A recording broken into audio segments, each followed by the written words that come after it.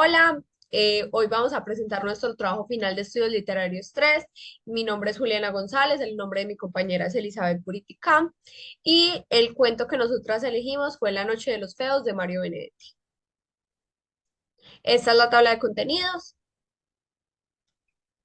Bueno, primero que todo, pues tenemos como el planteamiento de la perífrasis, y podemos decir que el cuento reflexiona sobre la exclusión social basada en la apariencia física, las cicatrices representan heridas emocionales causadas por el rechazo, el encuentro entre los protagonistas permite una conexión basada en la empatía y Benedetti cuestiona estos estereotipos de belleza impuestos en la sociedad. Entonces, nuestra perífrasis o hipótesis de sentido es que el cuento no trata únicamente sobre dos personas físicamente marcadas, sino cómo la sociedad excluye a quienes consideran diferentes y que estas cicatrices simbolizan las heridas emocionales causadas por el rechazo social.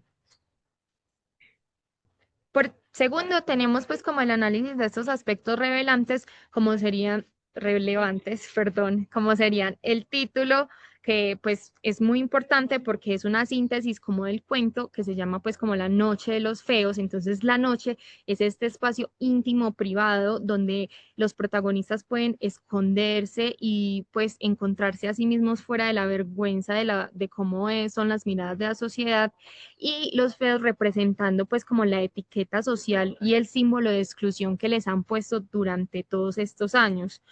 Podemos identificar como cinco partes del relato: la presentación de los ambos personajes, donde el narrador nos dice cómo son ambos físicamente, en el momento en que ellos se reconocen mutuamente, cuando ellos se acercan de manera emocional, el momento en que se revela todo el dolor que ellos viven y por último el retorno pues como a la realidad.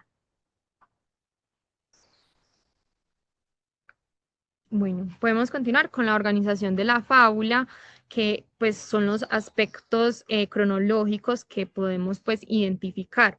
Entonces tenemos como las secuencias principales, que son siete, que es como que el narrador presenta las cicatrices, hay un reconocimiento entre los protagonistas, se da un acercamiento y una confianza, se crea una intimidad, pasa una escena donde se crea una revelación emocional y hay un llanto, una comprensión mutua y por último regresamos a la realidad. Sabemos que el tiempo primordial es el momento en que ambos se encuentran y que hacia atrás tenemos pues como los años de rechazo y la razón por la que ellos están marcados físicamente, y hacia adelante tenemos el momento en el que ellos conversan, se conocen y tienen como este momento de confianza entre ellos. Bueno, tenemos pues como una identificación como de cuatro tipos de acronías, que es como la analepsis, que es como un flashback, podemos llamarlo, como cuando ellos mencionan las miradas que tienen la sociedad sobre ellos y cómo las identifican. Tenemos también una prolepsis, que es como un tipo de predicción sobre lo que puede pasar, una insinuación. Tenemos una acronía en el título porque, como ya les había dicho, el título da como una síntesis del cuento y una análisis externa donde nos cuentan, bueno, no, donde el narrador nos cuenta cómo es él, cómo ha sido su vida y por qué, pero por condiciones externas a él.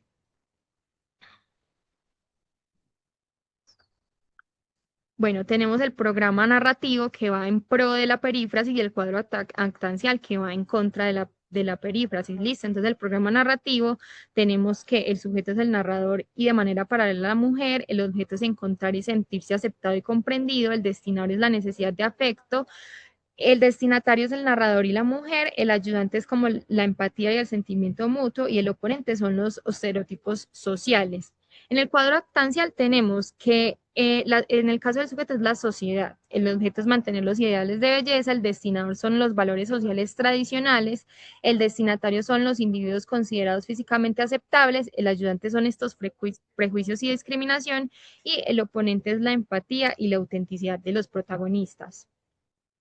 Bueno, en vez de una reconsideración de la perífrasis, tenemos pues que en realidad es un fortalecimiento de la misma. Entonces, como ya sabemos, el conflicto principal no es la deformidad física, es la exclusión social que genera sufrimiento emocional, donde una noche les permite hacer una relación auténtica y la empatía rompe temporalmente con este aislamiento. Entonces, la aceptación humana es una forma de resistencia frente a los prejuicios sociales.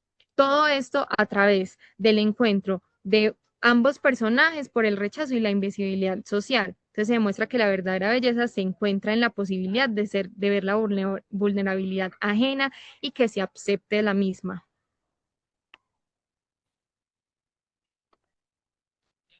Listo. Bueno, el ritmo es lento y reflexivo porque tenemos bastantes escenas más enfocadas en el tema emocional, en lo sentimental. También tenemos resúmenes porque se saltan varias escenas y solo se nos dan aspectos muy específicos de algunas situaciones para pasar solamente a lo importante. Tenemos las pausas descriptivas donde se dan las descripciones físicas y las elipsis, donde se hacen como una visualización de los espacios y las escenas que no los involucran directamente solo a ellos. Listo. Tenemos también una frecuencia narrativa donde predomina la frecuencia singulativa porque el encuentro entre los protagonistas ocurre una sola vez y se narra una sola vez. Sin embargo, también aparece la frecuencia iterativa cuando el narrador habla del rechazo que ha sufrido durante años y esta combinación permite contrastar una vida marcada por la exclusión con una noche excepcional de comprensión y cercanía. Ya. Por último, tenemos a los actores y personajes. Tenemos a los personajes principales, que como sabemos sería el narrador y la mujer que comparten ambos las deformidades físicas que los han llevado pues a experimentar como este rechazo social. El narrador representa la inseguridad y la necesidad de aceptación, mientras que la mujer refleja la sensibilidad y la vulnerabilidad emocional. Entonces, bueno, también tenemos unos personajes secundarios que son como los transeúntes y personas que observan a los protagonistas que no se nos mencionan directamente, sino que son anónimos y nos dan la visión de las miradas juzgadoras de la sociedad, de cómo los ven a ellos.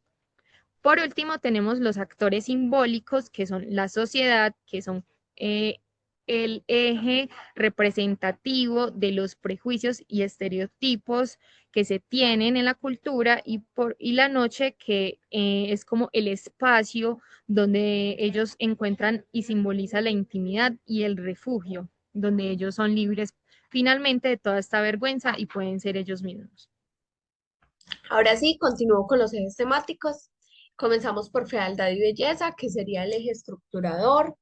Eh, es cuando este eje lo definimos porque los protagonistas se reconocen a sí mismos en su fealdad y a los otros y a los comunes, a los de cara armonizada, los definen como pues como la belleza. Esto hace como como que permite el desarrollo temático de los personajes y de por sí de la historia. Tenemos luego la luz y la oscuridad. La luz revela esa fealdad y la oscuridad permite compartir el uno con el otro desde la ignición, desde el descubrimiento. Bueno, luego tenemos la soledad y la solidaridad, que se transita a partir de los murmullos, de las miradas, de la poca compañía que sentían, sobre todo en la parte donde, pues como en la primera escena que nos muestran, que sería en el cine, esa soledad que hay en los personajes y que se hace aún más evidente cuando se reconoce a otro igual, y esa solidaridad que se da a partir eh, de su primer encuentro, de su primer intercambio de palabras. Luego, la sinceridad de la hipocresía, la reconocemos pues esta sinceridad en que reconocen su propia fealdad y la del otro, sin embargo, le tienen tanto miedo a esta que hasta el tacto se les hace un proceso de nerviosismo y de descubrimiento. Bueno, el cuadro semántico, pues relacionamos los conceptos principales a partir de otros Ejes semánticos encontraríamos entonces la belleza y la fealdad, la oscuridad y la luz, eh, el reconocimiento y la exclusión, y la soledad y la solidaridad.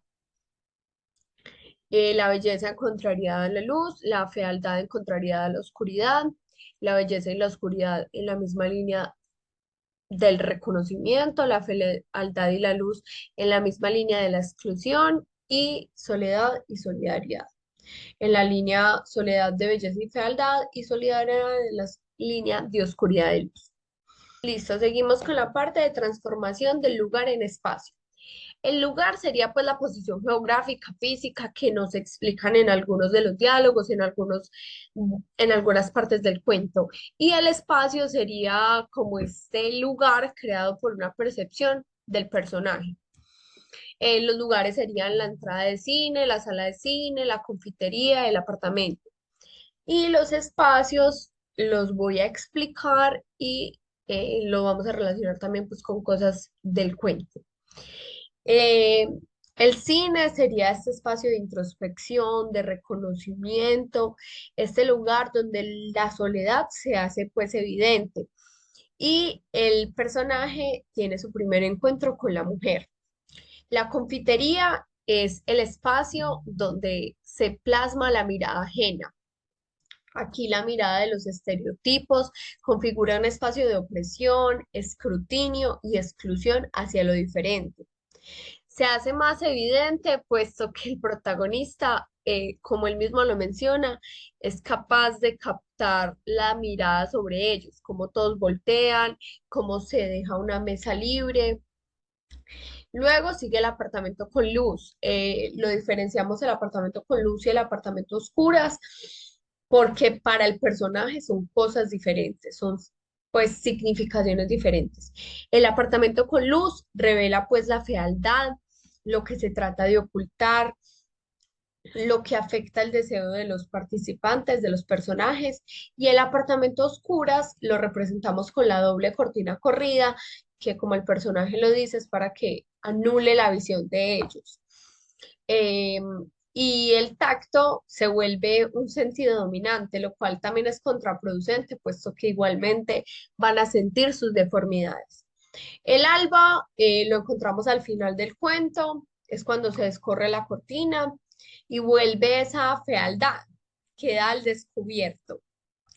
Ahora vamos a seguir con la identificación del narrador.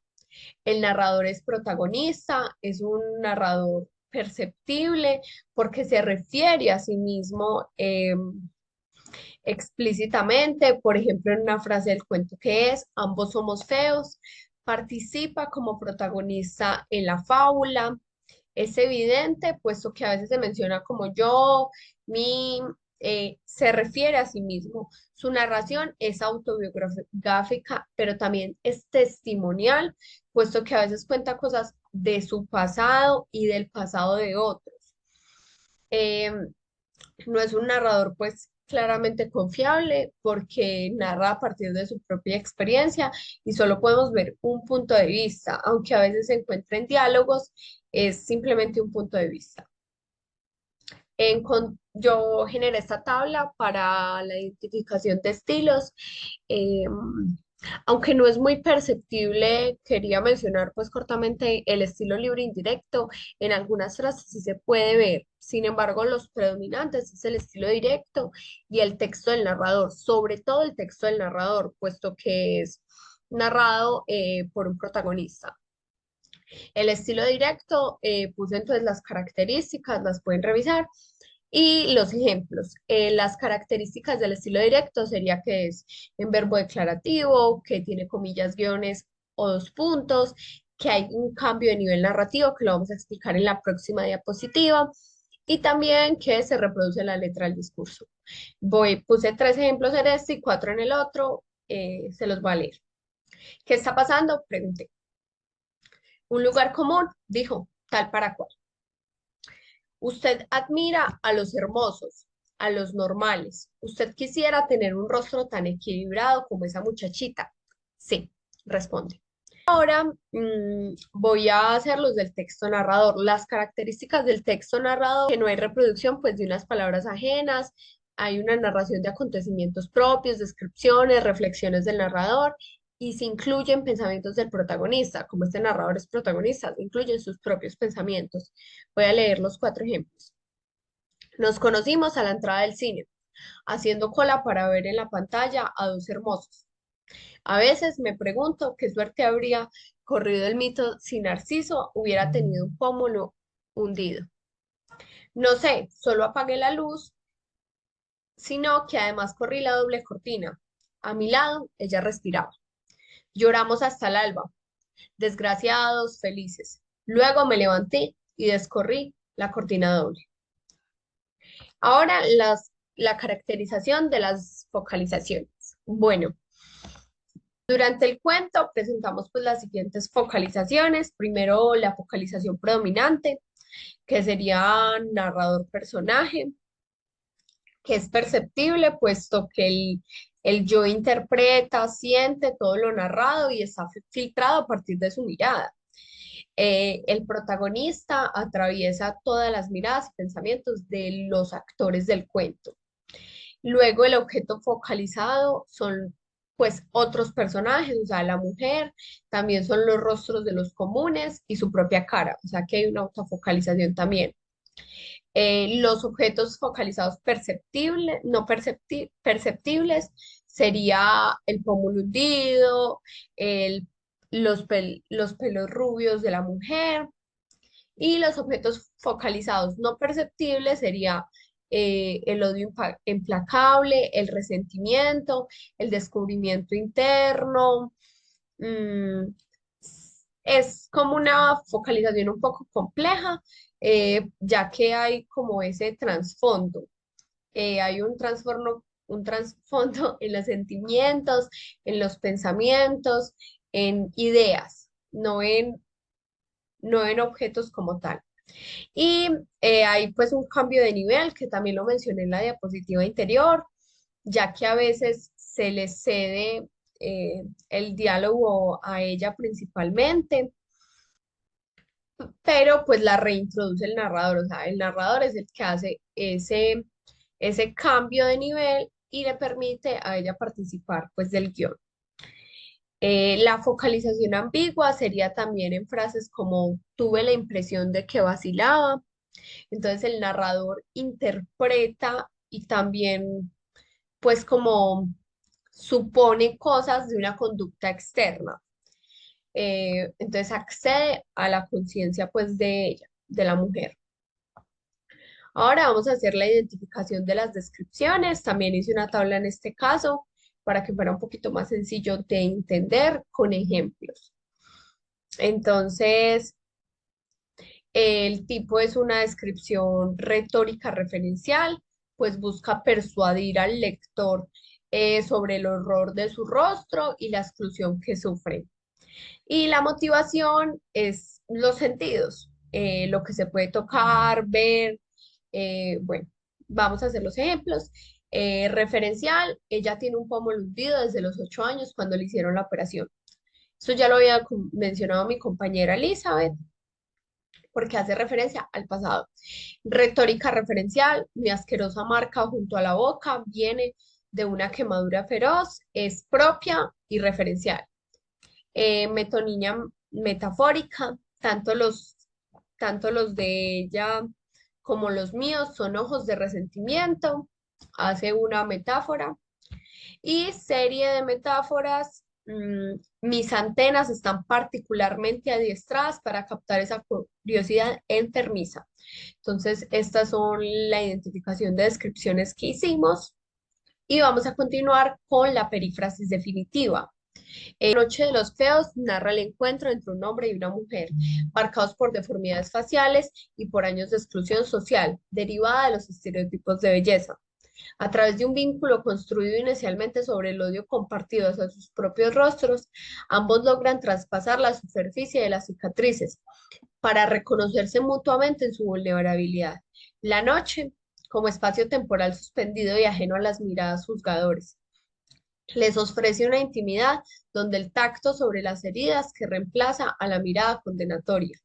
El llanto final, paradójicamente feliz y desgraciado, no resuelve su condición de excluidos, pero instaura en ellos un regocijo profundo y compartido. Vamos a continuar con el circuito comunicativo.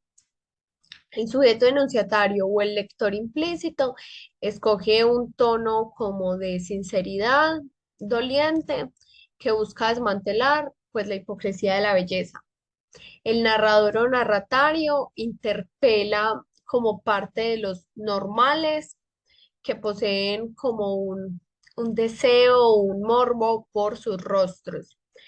La crítica mordaz a esta asimetría, a lo que es natural, a lo que es normal y a este pesar que le tiene la sociedad.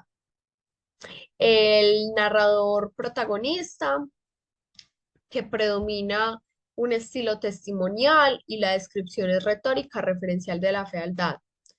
Eh, Está ubicado inicialmente en la misma concepción pues ideológica de lo que es asimétrico y se distancia pues de estos prejuicios morales que reducen su identidad al aspecto físico. Axiológicamente debe transitar pues la mirada del insolente a una solidaridad con el otro. Se presenta también como un observador adiestrado para captar la exclusión y buscar una, pues como una noche disfrutable, una pareja con la que encontrar regocijo. Ese es también pues el relato de un encuentro fortuito, una noche de intimidad que se focaliza en el protagonista. La fábula es la presentación pues de los acontecimientos que desembocan en el llanto en el alba, que lo mencioné en los lugares, y es la secuencia que va al estigma social hasta el reconocimiento humano en la oscuridad. Bueno, continúo con el párrafo argumentativo, que sería el último punto de nuestra exposición. Eh, el circuito comunicativo se organiza como una estructura donde el sujeto de la enunciación altera la focalización interna para atrapar al sujeto enunciatario con su propia forma de ver la fealdad. Al utilizar un narrador protagonista que habla con una sinceridad personal, la obra obliga al lector a abandonar su rol de observador cruel. La historia no es solo el relato de un encuentro, sino el proceso de anular la visión para activar el sentimiento de solidaridad, transformando la fábula de un infortunio físico en una victoria de la solidaridad humana. Esta disposición es significativa porque invierte los valores sociales. La perfección de los normales se revela como estúpida, mientras que la fealdad de los protagonistas se convierte en el único espacio de plenitud y verdad posible. Muchísimas gracias a todos por prestarnos muchísima atención a Elizabeth y a mí. Esperamos les haya gustado y feliz tarde.